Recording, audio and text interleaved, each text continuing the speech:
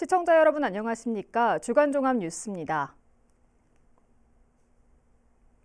요즘 지역화폐 사용하기 불편하시죠? 매출 30억 원이 넘는 곳에선 사용을 제한하라는 정부의 지침 때문인데요. 서민 경제에 큰 도움을 주고 있는 지역화폐가 계속 유지될 수 있도록 대책이 필요하다는 지적이 나왔습니다. 송용환 기자의 보도입니다. 천안의 한 대학병원입니다.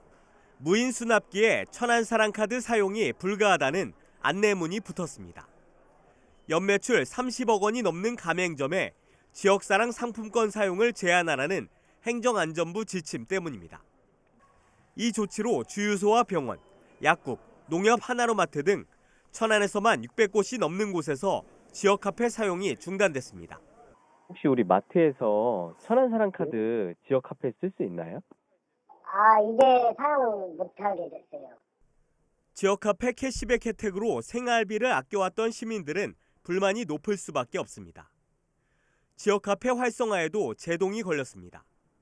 천안시는 지난 8월 천안사랑카드의 10% 캐시백 한도를 30만 원에서 50만 원으로 올렸지만 발행액은 7.6% 오르는데 그쳤습니다.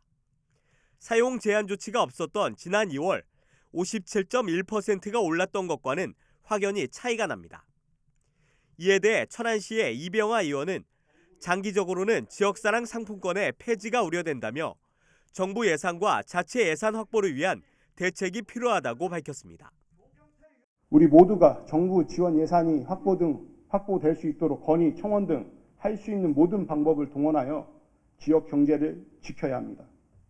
동시에 정부 예산이 확보되지 않을 경우를 대비하여 천안시에서는 자체 예산 확보 방안 및 지원 대책을 마련해 주시길 요청드립니다. 한편 지역화폐 가맹점 등록 기준은 각 지자체에 조례로 정하도록 하고 있습니다. 하지만 정부는 지침을 이행하지 않을 경우 국비지원금 환수 등 강력한 페널티 적용을 예고하고 있어 지자체들은 정부의 눈치를 볼 수밖에 없는 실정입니다. BTV 뉴스 송용환입니다. 재정 여건 악화에 따른 세종시의 고민이 더욱 깊어지고 있는 가운데 당장 내년부터 추진이 예상되는 시장 공약 사업인 국제정원도시 박람회에 대한 사업비 문제가 시의회에서 도마 위에 올랐습니다. 김우순 기자의 보도입니다. 세종시가 국제정원도시 박람회 개최에 소요될 것으로 예상하는 총 사업비는 모두 450억 원. 지난 7월 작성한 기본 구상안을 보면 국비 90억, 시비와 자체 수익 각각 180억으로 예산을 편성했는데 지난달 초 작성한 재정영향평가 심의 관련 자료를 보면 자체 수입은 그대로인데 시비가 270억으로 늘었습니다. 국비 90억 원을 모두 시비로 대체한 겁니다. 국비 확보 여부가 불확실한 상황에서 시의 재정 부담만 가중될 수 있다는 우려의 목소리가 나오는 이유입니다. 25년 상반기에나 국비 지원을 받을 수 있을 것으로 예상이 됩니다. 국비 지원이 안 될 경우에 대한 대비를 혹시 하고 계시는지. 저희들이 주는 거 아니고 국가에서 주는 거라 우리가 얼마를 확보하겠다라고 자신 있게 얘기할 수 있는 부분은 사실 어렵습니다. 그러나 최대한 노력을 하겠다는 말씀을 드리고. 또 자체 수입으로 잡은 180억 원 역시 적정하게 산출된 것인지에 대한 의문도 제기됐습니다. 자체 수입이란 행사 기간 중 유료 입장권과 각종 시설 이용료 등으로 발생하는 수익을 말하는데 순천만 국제 정원 박람회의 경우 지난 4월부터 5월까지 2달 동안 벌어들인 수익이 243억 원으로 행사 규모 등을 고려하면 세종시가 기대하는 만큼의 수익이 나오지 않을 수 있다는 겁니다. 우리 시가 수입을 적정하게 산출하고 있는 것이 맞는지에 대한 의문과 사업비 중 자체 수입 180억 원도 결국 시비로 투여가 될 수밖에 없는 상황이 아닌가 하는 의문이 들어서. 이에 대해 최민호 시장은 국제정원도시 박람회가 지역에 미치는 경제 유발 효과는 상당할 것으로 보지만 개최 시기나 투입 예산 등에 대한 우려가 있는 만큼 보다 면밀하게 검토하겠다는 입장을 전했습니다.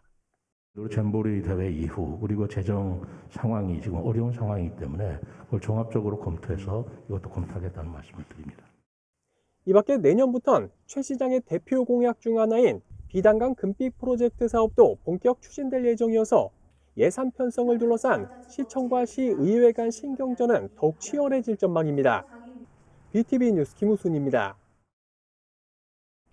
충남도 내 장애인과 회복기 재활 환자의 일상 회복을 위한 충남권역 재활병원이 지난 8월 공사를 시작했는데요. 하지만 어찌 된 일인지 2달 가까이 지나도록 공사가 진행되지 않고 있습니다. 왜 그런지 김장섭 기자가 취재했습니다. 아산시 용화동 일원의 150병상 규모로 추진된 충남권역 재활병원. 사업비가 270억 원에서 495억 원으로 껑충 뛰면서 좌초 위기에 놓였었지만 민선 8기 들어 건립을 위한 행정 절차를 마치며 오는 2025년 10월 개원을 목표로 사업 추진 7년 만인 지난 8월 말 착공됐습니다. 하지만 어찌된 일인지 2달 가까이 지나도록 실착공은 들어가지 못한 상태입니다. 부지에 있던 조립식 건물을 철거하기 위한 행정 대집행이 진행된 데다 일부 수목과 석축에 대해 유치권을 주장하는 민원이 제기된 겁니다. 여기에 부지 일부에 국유지가 포함되면서 추가적인 매입이 필요한 상황으로 실질적인 공사로 이어지지 못하고 있습니다. 이에 대해 사업을 추진하고 있는 충남도는 공사에 들어간 뒤 유치권 소송이 들어올 경우 건립이 원활하게 진행되기 어렵다며 우선 유치권 문제를 해결한 뒤 공사를 진행하겠다고 말했습니다. 또한 부지에 포함되는 국유지 매입을 아산시에서 진행하고 있다며 올해 안에 실질적인 공사가 시작될 수 있도록 하겠다고 답변했습니다. 우여곡절 끝에 공사를 시작한 충남권역 재활병원. 기대가 무색하게 공사 시작부터 암초를 만나면서 지연이 우려되고 있습니다. BTV 뉴스 김장섭입니다. 천안 시내버스 노선 개편안의 초안을 공개하는 시민설명회가 열렸습니다. 노선 신설과 개편, 급행버스 확충 등의 내용이 담겼는데요. 시는 이달 말까지 의견 수렴을 거쳐 내년 1월부터 시행에 들어갈 계획입니다. 손용환 기자의 보도입니다. 지난 2021년에 도입한 도심순환 급행버스 5번입니다. 두 정역을 기점으로 번영로와 남부대로 등 주요 대로를 경유하는데 이용객이 부쩍 늘고 있습니다. 이에 따라 시는 현재 35분인 배차 간격을 향후 15분으로 단축할 예정입니다. 직사를 일대에는 산업단지와 연계해 수요응답형 버스인 DRT가 시범 도입될 전망입니다. DRT는 택시처럼 버스를 정류장으로 호출하는 방식으로 세종시와 청주, 평택시 등에서 이미 운행 중입니다. 최악의 시내버스라는 오명을 쓰고 있는 천안시가 시내버스 노선 개편안에 대한 시민 설명회를 열었습니다. 개편안에는 신규 노선과 45개 노선 변경안 등이 포함됐습니다. 동부권은 운행 횟수를 늘려 배차 간격을 줄이고 독립기념관 관광 활성화를 위해 주요 교통시설을 경유하는 815번 노선이 신설됩니다. 설명회에 참석한 시민들은 다양한 의견을 쏟아냈습니다. 많은 버스가 있는데 그래도 그 중에 하나 정도는 KTX로 가는 버스를 노선을 좀 만들어 주시는 게 자가용 이용도 좀 줄일 수 있고.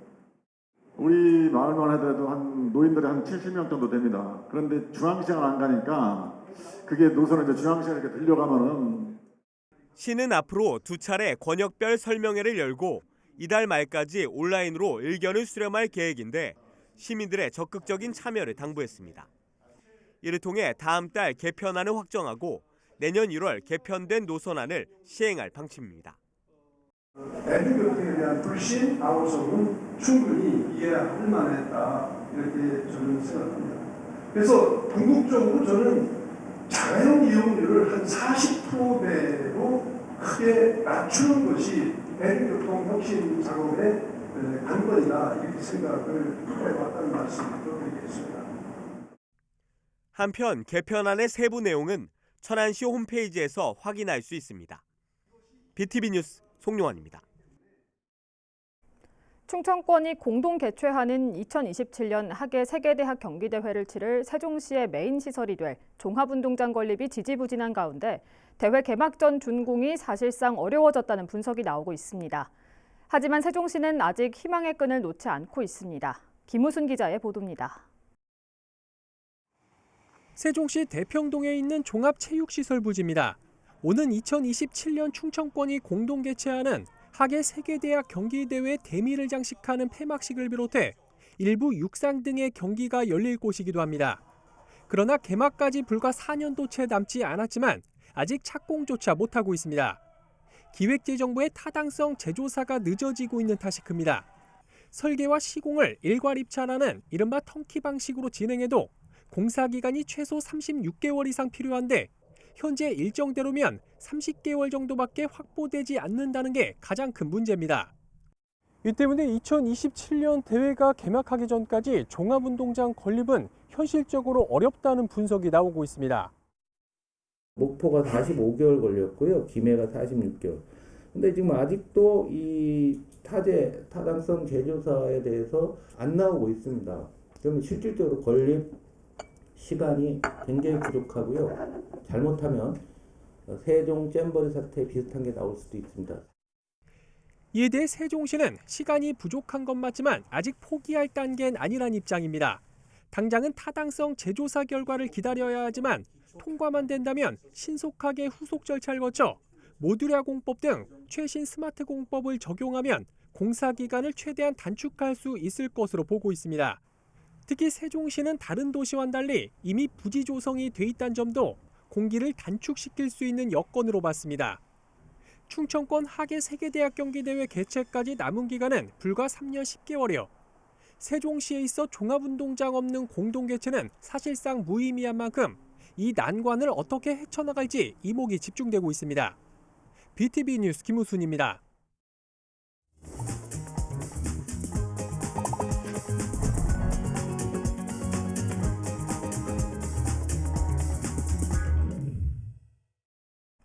우리 지역 골목 상권을 들여다보는 연중기획 보도 으라차차 지역경제 시간입니다. 지역마다 골목 상권의 활기를 불어넣기 위한 다양한 사업이 추진되고 있는데요. 천안 삼거리공원 인근에선 상인들이 자발적으로 원삼거리 정류장이라는 주민주도형 축제를 기획해 관심을 끌고 있습니다. 송용환 기자가 소개합니다. 내년 연말까지 재개발 사업이 진행 중인 천안 삼거리 공원입니다. 공원 맞은편에는 독특한 컨셉으로 운영되는 가게들이 즐비하지만 시내 주요 상권에 비해 잘 알려지지 않아 한산한 분위기입니다. 이런 가운데 공원 인근 상인들이 힘을 모아 원삼거리 정류장이라는 천안 삼거리 아트 팝업 프로젝트를 추진하고 있습니다. 원삼거리 정류장은 이 상권과 가장 가까운 버스 정류장으로 행사의 기획과 진행 등 모든 과정은 상인들이 직접 맡았습니다. 이 동네가 되게 특색 있는 상점들이 많은데 잘 알려지지 않은 것 같아요. 그래서 좀 재미있는 상점들, 재미있는 가게들이 이렇게 많이 있고 이 거리에선 재미있는 일들이 벌어지고 있다는 거를 천안 시민분들이랑 또 다른 외지에 있는 분들에게 좀 알리고 싶은 마음에서 꽃집과 공방, 식당, 카페 등 모두 29개 매장이 자발적으로 참여했습니다. 매장 7곳에서는 지역 작가들의 작품을 전시하고 3곳에선 인디 뮤지션들의 라이브 공연이 펼쳐집니다.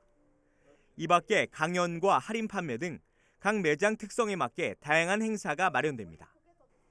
이를 통해 지역 상권을 알려나갈 계획인데 축제를 준비하면서 서먹서먹했던 상인들 간의 관계도 돈독해졌습니다.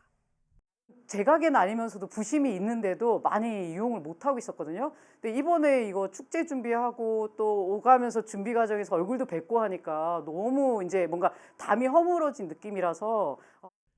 행사는 10월 14일 단 하루지만 상인들은 이번 프로젝트를 계기로 지속적으로 협업해 나갈 계획입니다. 처음 치고는 그래도 반응이 좋다라는 생각이 들었고 가능하다면은 매년 재미있는 이런 행사들을 진행해보고 싶습니다. BTV 뉴스 송용환입니다.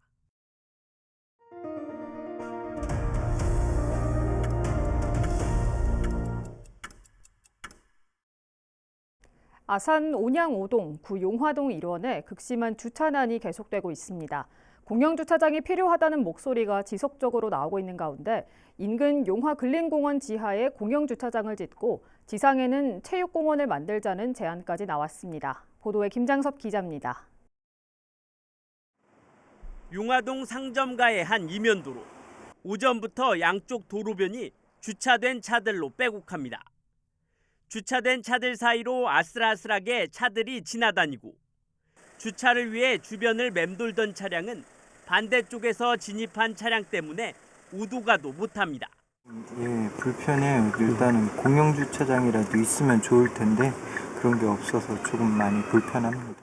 이처럼 온양오동 구용화동 지역에 주차난이 계속되면서 공영 주차장이 필요하다는 목소리가 커지고 있습니다. 하지만 인근에 주차장을 만들 공간이 없는 상황. 시는 인근 폐업한 마트 건물에 주차장을 매입하는 방안도 검토했지만 비싼 가격 탓에 이마저도 무산됐습니다. 주차 공간 확보에 어려움을 겪자 제245회 아산시의회 임시회에서는 인근 용화근린공원을 체육공원으로 바꾸고 지하에 주차장을 건립해야 한다는 제안까지 나왔습니다. 지하에는 공용 주차장을 건축하고 지상에는 근린공원을 체육공원으로 변경하여 복합체육시설을 확충한다면 이는 일석이조의 효과를 볼 수 있습니다.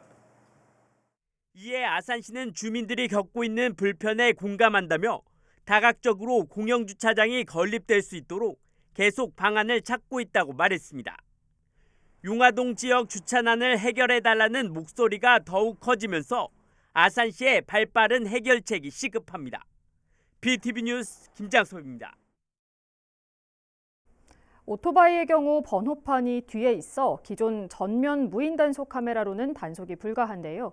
교통법규를 위반하는 오토바이들이 늘면서 천안시가 뒷면 번호판도 인식해 단속할 수 있는 후면 무인 단속 카메라를 도입했습니다. 보도에 강현준 기자입니다.